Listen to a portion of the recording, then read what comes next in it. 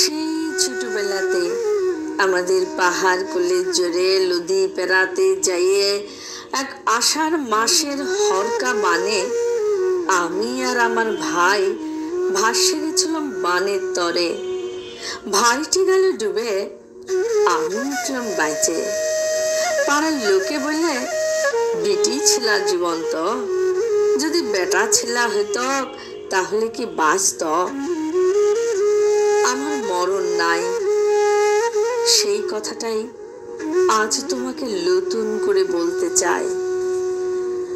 বেশি দিনের কথা লয়, আমাদের বাঘমুন্ডির পাহাড়ি পথে জিপ গাড়ি ছুটাই, লাল ধুলা উড়াই যেদিন আইলে তোমরা, পাহাড় কোলে জোরের ধারে চড়ু হাতি করতে এলে, সেদিনটা মনে আছে তোমার?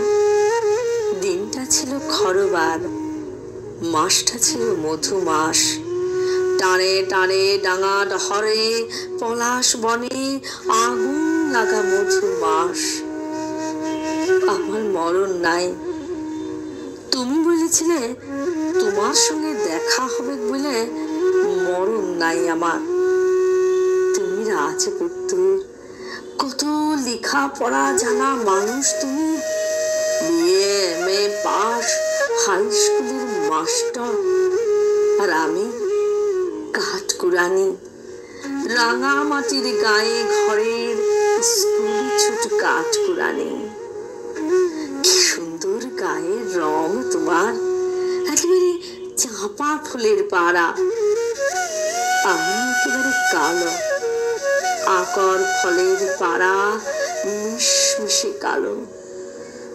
তবে সবাই বলে কালো হলে হবে কি, আমার গরম খুবই ভালো। টানা টানা চপ, মাসির মতন নাক, ছিপ ছিপে চেহারা, বাঘমুন্ডির হাটের হলুদ রাঙা শাড়ি পরে দাঁড়ালে, খোপায় লাল পলাশ ফুলে গুজিলে আমাকে নাকি দেখায় দারুণ। একেবারে মন ভোলানি, একেবারে মন কাড়ানি। বাপ আমার বাবু ঘরে মুনিশ খাটা খ্যাত মজুর।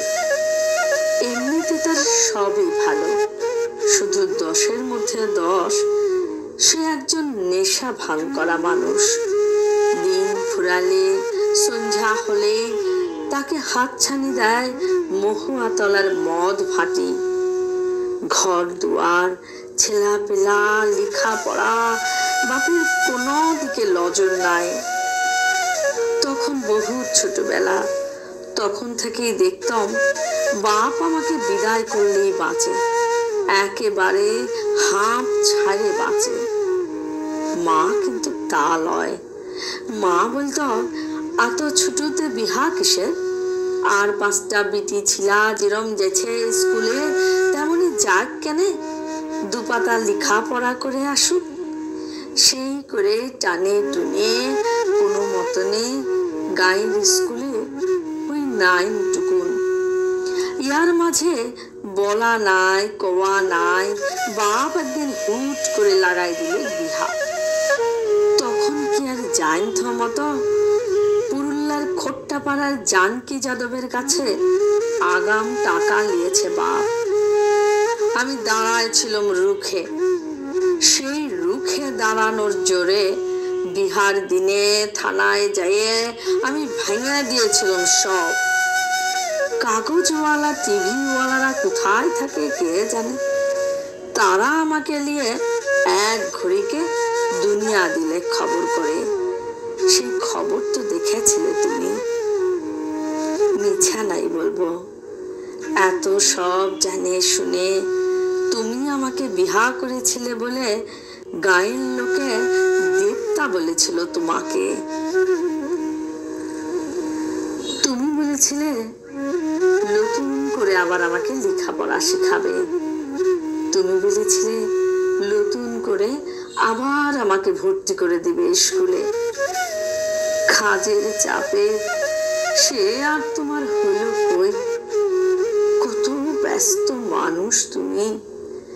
স্কুল, পার্টি, ক্লাব, বস্তিবাসী, গরিব দুঃখী, প্রতিবন্ধী, রক্তদান, জীবনদান, তোমার কত কাজ।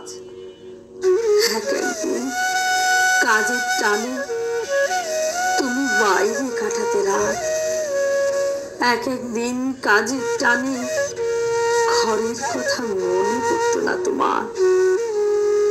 এমনি করে দেখতে দেখতে ঘরের চায়ে বাইরে থাকার সময় গেল বেড়ে। বড় লোকদের হুজুকে কোনো কমতি নাই, কত রকমের হুজুক। গরিব ঘরের বিহা ভাঙিয়ে যাওয়া কালো মিয়াকে উদ্ধার করাও যে একটা হুজুক, সে আমি জানবো কিরম করে। দেখলাম হুজুকটা একটু কাটতে না কাটতে তুমি পড়লে আমার গায়ের রং নিয়ে। কালো রং ফর্সা করার যত রকমের নামি দামি রকমারি ক্রিম সব একের পর এক আনতে লাগলে তুমি। তার সঙ্গে আবার পালা করে শোনাতে লাগলে খবর, কাগজের সব মন খারাপ করা খবর। গায়ের রং কালো বলে বউকে খুন করলো বর, গায়ের রং কালো বলে বিয়ে ভেঙে যাওয়ায় গলায় দড়ি দিল মেয়ে। এমন সব আরো কত খারাপ খবর। আমি বলতাম চাই নাই সব খবর শুনতে। তুমি বলতে দেখো খারাপ খবরও জানা দরকার তোমার, নইলে দেশটা যাচ্ছে কোন দিকে সে তুমি পারবে না বুঝতে। আমি বলেছিলাম এমন দেশকে বুঝে আমার কাজ নাই। এভাবে চলে যাচ্ছিল দিন। তারপর একদিন জ্যৈষ্ঠ মাসের বেলা পড়তে অবেলায় তুমি বললে হাওয়া খেতে যাব, চলো হাওয়া খেতে যাব গঙ্গার পাড়ে। কথা শুনে তোমার মুখের দিকে আমি রইলাম চেয়ে। তাই দেখে তুমি বললে না না মিথ্যে নয়, সত্যি বলছি। সেই কতদিন আগে নতুন বউ হয়ে আসার পরে শাশুড়ি আর জায়ের সঙ্গে একদিন পূজা দিয়ে আইছিলাম গঙ্গার ঘাটে সিদ্ধেশ্বরী মন্দিরে। তোমার হাত ধরে কতদিন পরে আবার সেই গঙ্গার বাড়ি। তুমি চাইছিলে নিরিবিলি, আরো নিরিবিলি। সে বহুত দূরে পুরা মন্দিরের ভাঙন ধরা ঘাটের ধারে। আমার কেমন দম আসছিল আজকে। তোমার তখন বাঁধ ভাঙিছে ভালোবাসার। বউয়ের গলা জড়াই চুমু খেয়ে আদর করার ধুমে তোমার তখন রাস হরে নাই মুখে। আমি কাঠ কুড়ানি রাঙা মাটির গা গ্রামে স্কুল ছুট কাঠ কুড়ানি। আমি কি আর বুঝতে পারি তোমার অমন আদর করার মানে কি আর আমি বুঝতে পারি? আমার জায়গায় থাকতো যদি অন্য কেউ, সেও কি পারতো বুঝতে? ভালোবাসার মানুষ জড়িয়ে ধরে আদর করার ফাঁকে এক ঘড়িকে নদীর জলে ফেলতে পারে ঠেলে? বলো না, এটা বুঝবো কিরম করে? কত কি যে বোঝার আছে দুনিয়ায়। এই যে তুমি বিয়ে পাশ দিয়ে মাস্টার হয়েছিলে হাই স্কুলে, তুমি কি পেরেছিলে বুঝতে? যাকে অমন করে ঠেলে ফেললে ভরা গঙ্গার জলে, সে দিব্যি সাঁতার কাটে উথাল পাথাল ঢেউয়ের তালে পার হয়ে যাবে নদী। কত বড় নদী, পারো নাই বুঝতে, একদম পারো নাই। তাই তক্ষুনি পার ছেড়ে পালাইছিলে দৌড়ে। কি অদ্ভুত মানুষ তুমি! তোমাকে একদিন বসাইছিলাম দেবতার আসনে। বলো আজ কোথায় বসাবো তোমার? দেখো মানুষে মানুষে কি তফাৎ দেখো। তুমি কত কাছের মানুষ হয়ে কত সহজে আমাকে ঠেলে ফেলে দিলে নদীর জলে, আরেকজন কত দূরের মানুষ হয়ে নদীতে ঝাঁপ দিয়ে সাঁতার কাটিয়ে দুহাত দিল বাড়ায়।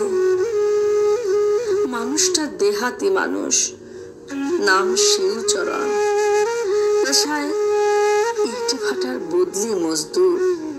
না, তোমার মতন পড়াশোনা করা মাস্টার সে লয়, লেখাপড়ায় সে বিলকুল আনপড়। তুমি ভাবছ নালিশ করব তোমার নামে? না, নালিশ আমি করব না। কি হবে নালিশ করে? আমাদের এই পোড়া দেশটার সবই তো তোমাদের দখলে। নেতা, মন্ত্রী, থানা, পুলিশ, কোর্ট কাছারি সব সেখানে। গ্রামের গরিব ঘরের মেয়াদের কতটুকু জায়গা আছে বলো? তবে এখনো মানুষের পাশে দাঁড়ায় মানুষ, এখনো মানুষের জন্য জীবন দেয় মানুষ। সেই মানুষকে সাক্ষী রেখে এক বড় মানুষের বহুত কালের কথা আজ আবার নতুন করে বলি তোমাকে, শোনো। সংসারের মাঝখানে মেয়ে মানুষের পরিচয়টা যে কি তা আমি পেয়েছি, আর আমার দরকার নাই। তোমরা যে আপন ইচ্ছা মতো আপন দস্তুর দিয়ে জীবনটাকে চিরকাল পায়ের তলায় চাপে রেখে দিবে, তোমাদের পায় এত লম্বা নয়। মৃণাল, তোমাদের চরণোত্তল আশ্রয় ছিন্ন হে যুগের মৃণাল।